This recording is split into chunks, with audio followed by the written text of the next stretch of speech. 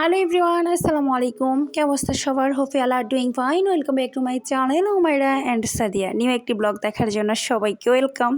কাছে দূরে, দেশ এবং দেশের বাইরে যে প্রান্ত থেকে বসে আমার আজকের ব্লগটি দেখছেন, আই হোপ সবাই ভালো আছেন, সুস্থ আছেন।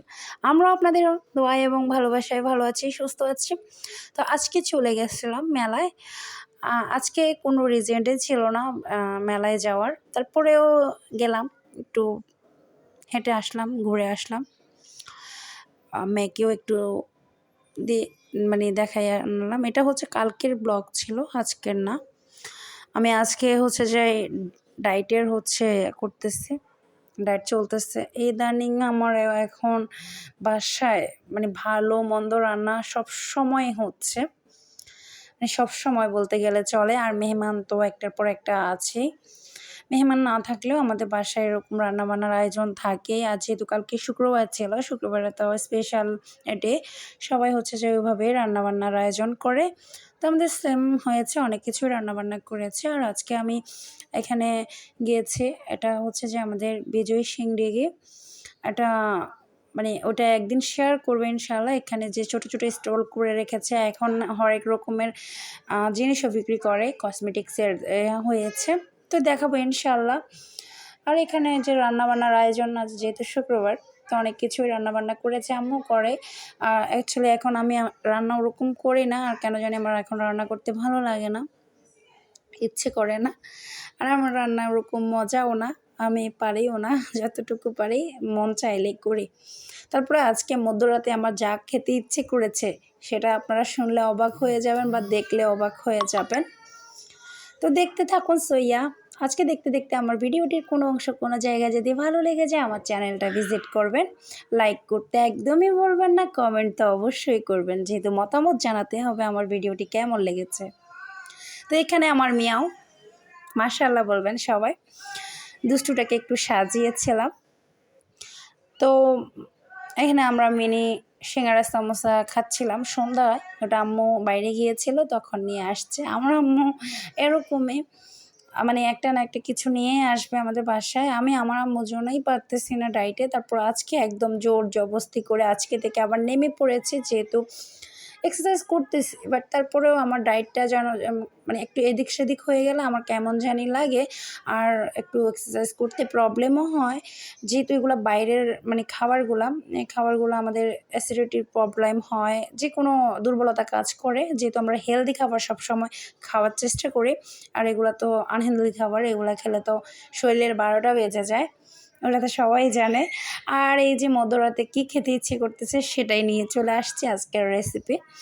তো দেখতে থাকুন, কার কার এমন হয়, কার সাথে এমন হয় অবশ্যই জানাবেন। আমি বিয়ের আগে যে এরকমই ছিলাম। আমার যেহেতু এখন বিয়ে হয়েছে, বেবি আছে, আমার ওটা তো অবশ্যই সবাই জানেন। আমার বিয়ের আগে এরকমও হতো, আমি যেহেতু বেশিরভাগ রাত যে নাইট একদম জাগ্রত অবস্থায় থাকতাম, একটা অভ্যাস ছিল তখন।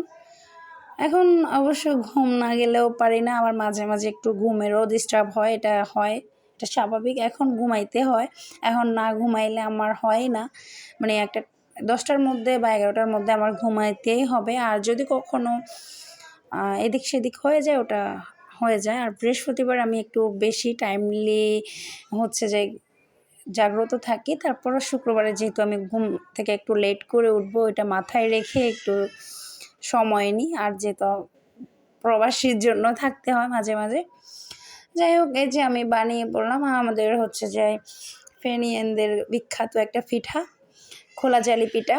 এটা আমি যে কেন জানি হঠাৎ করে খেতে মন চাচ্ছে। আর যেহেতু বৃষ্টি হয়েছিল,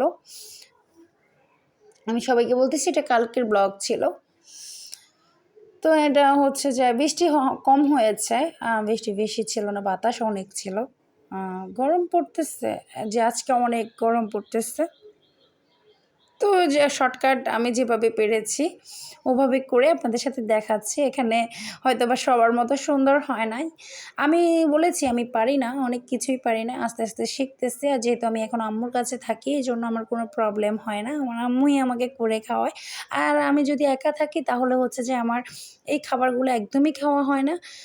যখন আমার হাজব্যান্ড আর আমি একা ছিলাম, তখন হচ্ছে যে আমরা মন চাইলে ওটা এটা ওটা খাইতাম, আর হচ্ছে যে বাইরে থেকে কিনে আনা হতো রেস্টুরেন্ট থেকে।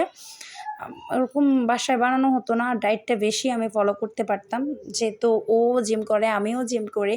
তো আমাদের খাবারগুলো হচ্ছে যে সব হেলদি খাবার ছিল।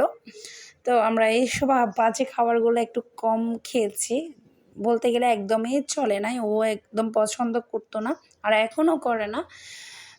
ও আমার যেহেতু আলসারের প্রবলেম আছে, একদমই ও শুনতে পারে না আমি তৈলাক্ত যে খাবারগুলো এগুলো যদি খাই, ও মানে যদি ওকে বলি যে আমি খাইছি এই জিনিসটা, ও অনেক বকাঝকা করে, অনেক রেগে যায়। তার পছন্দ না, যেটা আমার খারাপ হচ্ছে ওটা আমি মানে বেশি লাইক করি। এটার জন্য ও মানে আমাকে অনেক বকাবকি করে। এটা দেশে থাকতেও হইছে অনেক রাগারাগি, কিন্তু আমার এটা কেন জানি বন্ধ করতে পারি না।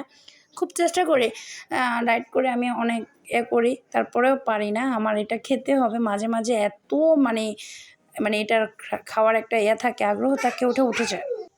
তো কার কার সাথে এমন হয়েছে অবশ্যই জানাবেন। আর অনেকের হচ্ছে যে বিয়ের পরেও হয়, মধ্যরাতে উঠে এটা ওটা খেতে ইচ্ছে করে, এটা স্বাভাবিক।